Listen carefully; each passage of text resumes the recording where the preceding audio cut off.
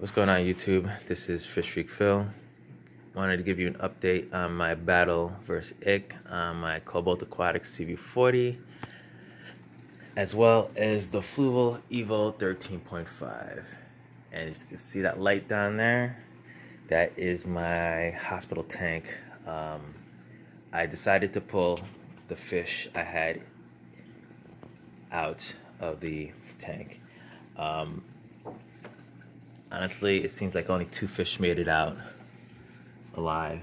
I have not seen my Orchidite back since the beginning.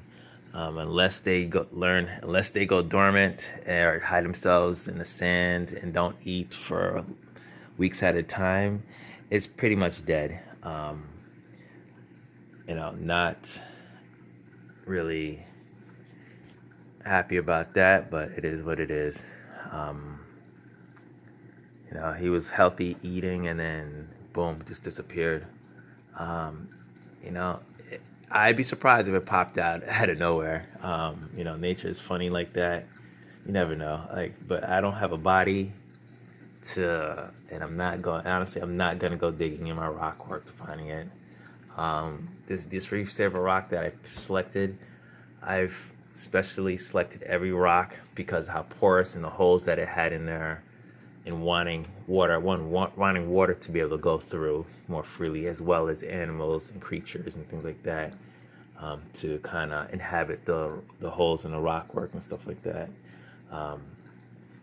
That kind of bit me in the butt a little bit, in that if anything dies in there, and guess what, it pretty much gonna have to decay in there, and it will affect the water quality. So hoping that my my system is able to handle it, and hopefully some of the crabs and stuff like that can get to it and make short work of it. Maybe not. So going forward, this is the plan. In the CV40, I'm going to be adding all the corals that I'm going to be having in this tank. I'm pretty much set on what I have in here. There's maybe one other coral that I want to get, in terms of I want to go with different colors and textures and things like that. I'll do another video on that in the coming weeks. But right now, I'm probably one coral short.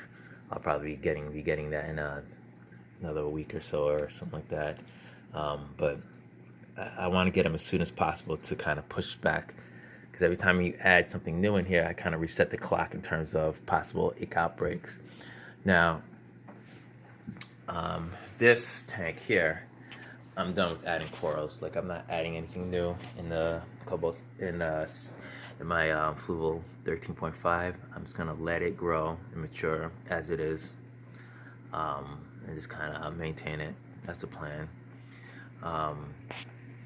It's kind of hard to see right now. Let me just turn on the light. You guys can see a little bit better. I have a UV sterilizer in here. That's a Green Machine UV sterilizer. Small in size, compact. And I have it, this actually has a flow control, so I've got it turned down as low as possible. Hoping that helps a little bit. But the only fish that I was able to catch in here is the one that needed to be pulled out, was the yellow clown goby. He's the most infected fish. Pretty much, I want to say it probably started with him. They just seem to break out with ick really easily. Probably as much as tangs, from my understanding, they break out quite easily. Now, my clownfish, he had it the worst. He had it the worst, and he's recovered pretty well. And if you can look at his fins now, I'm really not seeing any white spots on him. Well, a little bit here and there, but he's actually looking pretty well, pretty healthy. My Coral Beauty still has some on the fins and stuff, but both fish are eating well. active. I'm running Coopermine in this tank. I'm actually gonna do a water change in a few moments too, because there's absolutely no bacteria in here to help with ammonia. So and that's why I was trying to stay away from doing a hospital tank,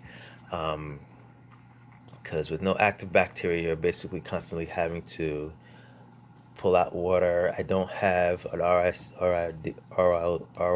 system, so I'm constantly lugging water back and forth until I usually don't have to do it as often, but I'm gonna have to do it more often now. Now, so I can have water, fresh water. I mean, to mixed water to switch. Now, if you look at my yellow clown goby, he is in pretty bad shape.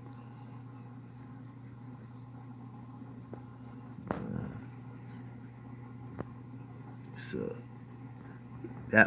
he was in the fluval. I was able to get him out. He was the first fish to show signs of ick, and then I noticed it on my clownfish in the other tank. They're in two separate tanks. Like I said in my other video, I don't use separate equipment. I treat both tanks the same way, because it's just easier. I'm probably gonna stop doing that at this point in time. So lesson learned. It's not. This is not fluke. I know some people will argue like, fish won't die from ick. Yeah, it is. It's a parasite. You put enough parasites on anything that's actually sucking stuff out of you, it'll kill you. It's especially if a fish is already stressed out. My other black and white clown, Ocelage clown, was doing pretty well, but got stressed out due to the other clown picking at it. And the ick was just, it's almost, you could see the ick just building up on it, and finally just the other day it died. So he didn't make it. So I decided to pull both fish out, these last two fish out. They just, I was at the end, I was on day 16 of treating with the Polyp Lab Medic. At this point, I didn't think. I definitely saw a difference in my clownfish. And both the coral, my Coral Beauty. But at this point, I just wanted to go ahead and just start this up and just get them better. I'm gonna be moving from this tank. After the 14 days of treating them in this tank, I'm actually setting up to move into a 29-gallon tank, and then I'm actually going to see it flashing. See, look. I'm going to be moving to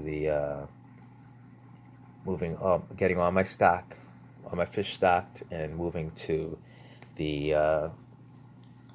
into the 29-gallon for several weeks, so I feel confident, and then I'll be moving everybody back to their homes, long-term homes.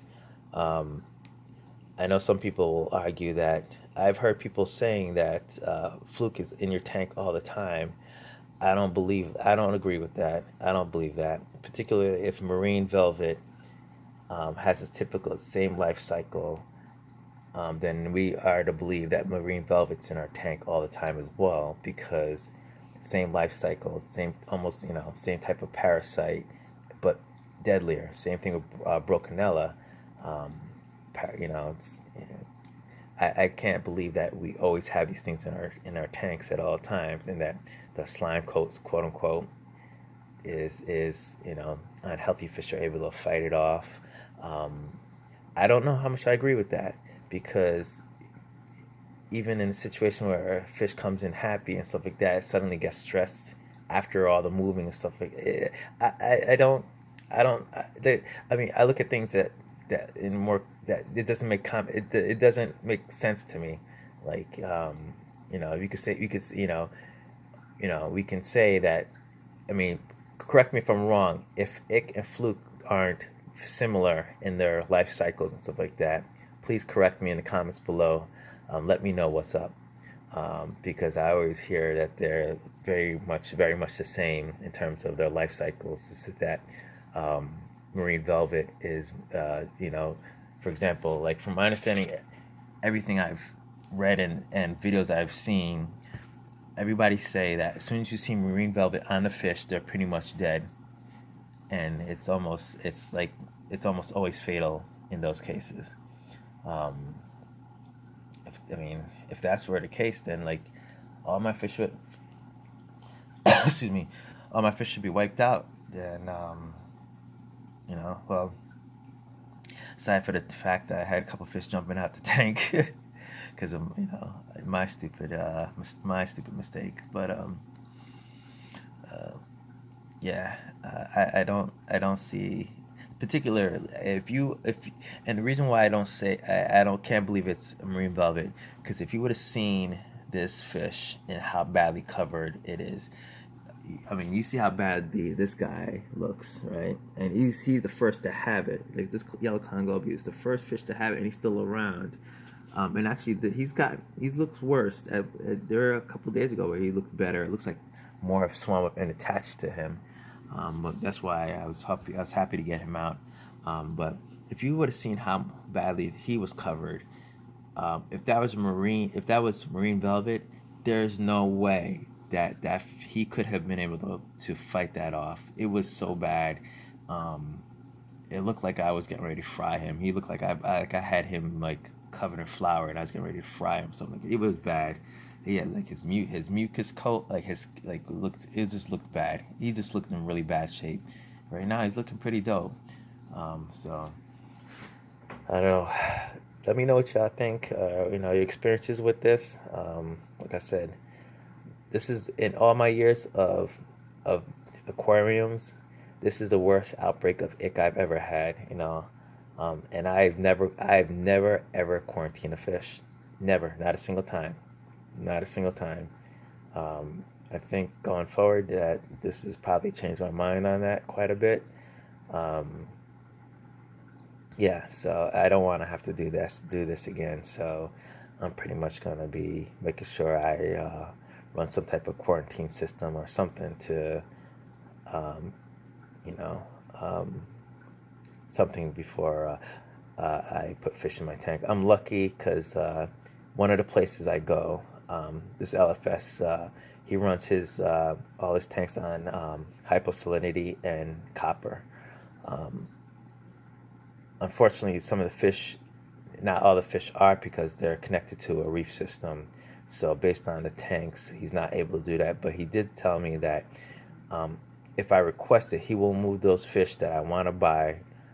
He'll move them to a tank that has copper in it before I buy it, and keep it and hold it there for a while for me. So I think that's what I'm gonna do. Start doing that on a regular basis, and limit where I'm purchasing my fish from.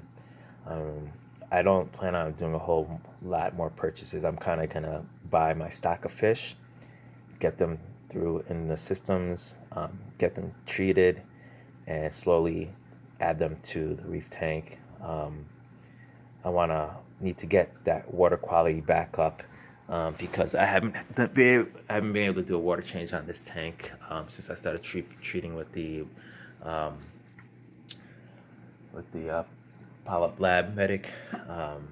So I really want to get this back looking dope. And yeah, so this is Fish Freak Phil giving you an update on my battle versus ick. Anyway, do your research, try things out, and see what happens. Later, y'all.